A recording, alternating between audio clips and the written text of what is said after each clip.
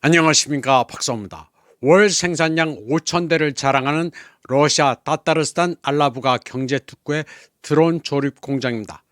러시아 TV 채널 스베즈다가 공개한 영상입니다. 수천 대 드론이 만들어지고 있습니다. 간단하고 저렴하며 대량 생산되고 정확도가 높다는 계란2 드론입니다. 사람 키보다 훨씬 더 큰 계란 기체들이 늘어서 있습니다. 알라부가의 찌무르 샤게벨레이프 사장은 현재 생산량이 당초 예상을 훨씬 뛰어넘어 원래 계획보다 9배나 더 많은 물량을 생산하고 있다고 밝혔습니다. 계란은 델타익 설계다 후방에 프로펠러를 탑재한 장거리 저공 비행형 무기입니다. 40에서 50kg의 폭발물을 탑재하며 운항 속도는 시속 180km, 항속 거리는 1000km 이상입니다. 러시아 TV 채널 스베즈다에 따르면 공장 근로자 대부분은 젊은이들로 그중 많은 수가 인근 대학 출신입니다. 공장에는 러시아 핵물리학자 꾸르차토프와 우주항공학자 코롤요프, 스탈린의 초상화가 붙어 있습니다. 조상의 빛난 얼을 오늘에 되살리는 데는 러시아만한 나라가 없습니다. 걸출한 과학자들의 유산을 이어받아 스탈린의 강철 같은 의지로 나치즘과 싸운다는 결의를 보여주고 있습니다. 여기서 생산되는 경량 정찰 타격 드론들 다수는 전자파 방해를 견딜 수 있도록 광섬유 케이블도 장착되어 있습니다. 이 공장과 관련해 한국 매체는 10대 청소년들의 노동력을 착취하고 있다고 주장했습니다. 스베즈다는 근로자 상당수가 드론 전문 대학교 학생들이라고 전했는데 느닷없이 10대 노동 착취라고 주장합니다. 참고로 러시아어로 일한다는 동자 라보타치는 전투를 한다는 의미도 있습니다. 공장은 카트를 타고 이동해야 할 정도로 넓습니다. 하루에 수백 대를 날려보내도 러시아는 물량에 아무런 걱정이 없습니다. 러시아는 알라부가의 드론 공장이 세계 최대 규모라고 밝히고 있습니다. 러시아는 대량 생산된 드론을 우크라이나에서 광범위하게 사용해 값비싼 서방산 장갑차, 병력 집결지, 군사 관련 시설을 공격하고 있습니다. 다음 소식입니다.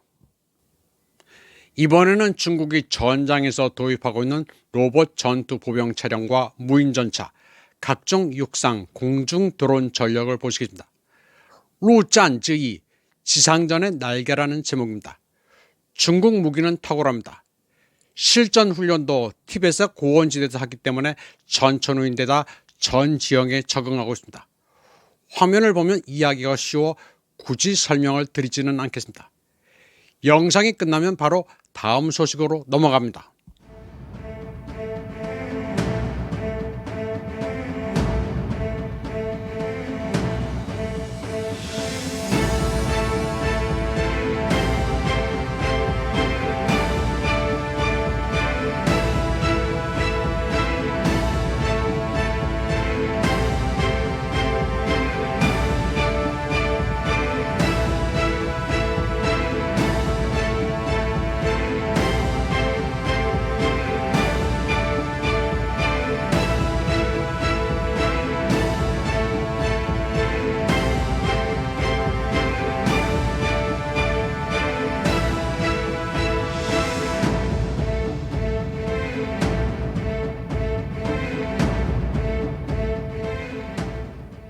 유럽연합은 우크라이나 분쟁과 관련해 모스크바의 에너지와 은행 부문을 표적으로 하는 18번째 대러 제재 패키지를 발효했다고 발표했습니다. 한국의 KBS는 겁없이 날뛴 푸틴에게 유럽연합이 참교육을 시작했다고 말했습니다. 러시아의 돈줄에 치명타를 가해 푸틴이 사면 초과라고 주장했습니다. 그래도 명색이 공영방송인데 표현이 아주 저렴합니다. 참교육이라는 단어까지 쓰고 있습니다. 저는 저게 공영방송의 제목이라는데 깜짝 놀랐습니다. 국제뉴스에 감정이입이 지나치지 않은지 생각해 볼 문제입니다. KBS는 러시아의 원수라도 진 모양입니다. KBS는 시청률 가치를 이렇게 구현합니다. 유럽연합 가운데 러시아의 가장 호전적인 국가는 독일입니다. 독일은 우크라이나에 납세자의 돈 90억 달러를 준 것도 모자라 50억 달러어치의 미제 패트리엇을 사서 키예프에 주려하고 있습니다. 또 타우루스 미사일 이전설을 끊임없이 흘리면서 러시아를 위협하고 있습니다. 그런데 한국 내 한 박사는 까불던 푸틴이 후회 막급이라고 주장합니다. 푸틴이 독일을 잘못 건드려 후회 막급인데 러우 전쟁보다 더 큰 재앙이 온다고 주장했습니다. 남의 나라 국가 원수에게 까분다는 표현을 쓰는 게 온당한지 모르겠습니다. 다음 소식입니다. 미국 언론인 터커 칼슨은 독일 빌대 폰 론츠하이머와 대담을 가졌습니다. 그는 독일 국민은 자국을 망친 정부에 분노해야 하며 블라디미르 푸틴 러시아 대통령에게 화를 낼 일이 아니라고 말했다. 론츠하이머는 푸틴을 전범이고 범죄자라고 비난했지만 칼슨은 푸틴을 옹호하는 게 아니라 솔직히 그는 러시아를 위해 훌륭한 일을 해왔다면서 어떤 독일 정부 수반보다 훨씬 더 잘 해냈다고 말했습니다.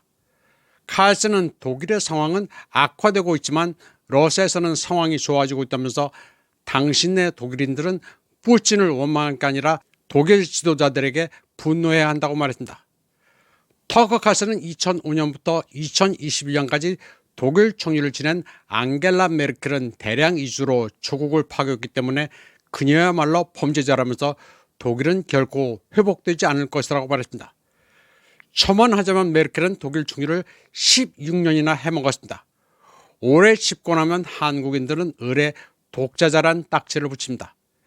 그러나 메르켈은 칭송만 하지 독재자라고 하지 않습니다. 메르켈만큼 독일을 망쳐먹은 지도자는 없습니다. 본론으로 돌아가 보겠습니다.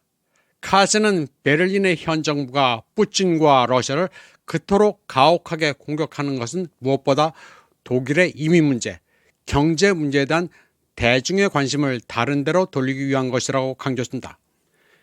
독일은 2025년에도 3분기 연속 경기 침체에 빠질 것으로 예상됩니다. 칼슨은 당신네 독일이 혼란스러운 건 지도자들이 형편없기 때문이라면서 그게 현실이라고 말했습니다. 그러니 엉뚱하게 푸틴 탓을 하지 말라고 했습니다. 폴 론츠하이머는 러시아가 핵무기로 독일, 라트비아 또는 다른 나토 회원국을 공격할 위험이 있다면서 칼슨의 의견을 물었습니다. 이에 대해 칼슨은 당신이 그런 거짓말을 믿는다는 게 참 웃기다고 했습니다. 그는 러시아가 독일이나 영국을 겨냥한 교육이 있다는 것은 거짓이며 마지막 발악이라고 했습니다. 아울러 그런 주장을 뒷받침할 만한 증거도 전혀 없다고 했습니다. 다음 소식입니다. 타이완의 환유이 신원은 어리석은 트럼프가 집권 100일 만에 미국의 100년 패권을 종식시켰다고 평가했습니다. 또 트럼프의 100일은 미국인들에게 고생의 1000일이라고도 했습니다. 트럼프는 집권 100일을 기해 미시간에서 연설을 했습니다. 트럼프는 자신의 집권 100일이 가장 성공적이었다면서 미국 우선주의를 실현했다고 주장했습니다. 또 중국이 145%의 관세를 두들겨 맞은 것은 고소한 일이라고도 주장했습니다. 그리고 자신은 미국과 전 세계를 통치한다고 말했습니다. 아주 두서도 없고 정신사나운 소리를 했습니다. 뉴욕타임즈는 미국은 중국에서 결코 벗어날 수 없다면서 Your Home Without China란 기사를 게재했습니다. 미국 가정에 들어가 보면 토스터기, 스매끼리, 크리스마스 용품 등 소비재의 90%가 여전히 중국산이라고 전했습니다. 뉴욕타임즈는 일반적 미국 가정에서 중국산 제품이 차지하는 비중을 일러스트레이션으로 설명했습니다. 그림에서 오렌지색과 주황색으로 표시된 게 모두 중국산입니다. CNN은 아마존의 사례를 설명했습니다. 아마존은 트럼프의 관세로 중국산 제품의 소비자 가격을 인상했습니다. 소비자들은 무슨 가격이 이렇게 올랐냐고 놀랐기 때문에 아마존은 가격표에다가 관세가 차지하는 금액을 표기할 방침이라고 밝혔습니다. 그러자 백악관 대변인 캐롤라인 리빗은 기자회견을 열고 아마존이 트럼프를 적대시하고 있으며 정치적 동기로 저런 행동을 한다고 비난했습니다. 타이완의 시사평론가 순따체는 트럼프의 집권 100일은 오히려 중국에서 성공적인 100일이라고 말했습니다. 트럼프가 일거에 그동안 미국이 쌓은 여러 부문의 패권을 붕괴시켰다고 했습니다. 그는 트럼프가 끊임없이 중국, 타이완, 일본, 한국이 미국으로부터 제조업을 강탈했다고 주장하는데 아주 황당한 소리라고 평가했습니다.